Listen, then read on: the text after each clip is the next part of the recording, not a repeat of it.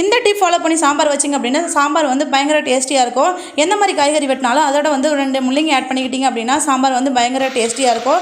அதோட ஃப்ளேவரில் வந்து இன்னுமே மாசாக இருக்கும். அதுக்கப்புறம் தாளிப்புக்கு வந்து கடுகோடு சேர்ந்து 1 டீஸ்பூன் சீரகமும் 4-5 வந்து மிளகும் சேர்த்துக்கிட்டிங்க அப்படின்னா அதோட ஃப்ளேவர்லேயும் சாம்பார் வந்து இன்னுமே மனமாக இருக்கும். அதுக்கப்புறம் வந்து வெங்காயம் வந்து நல்லா கோல்டன் ப்ரௌன் கலருக்கு வணங்குற வரைக்கும் வெயிட் பண்ணி காய்கறியை போட்டு வணக்கினீங்க அப்படின்னா இன்னுமே சூப்பராக இருக்கும்.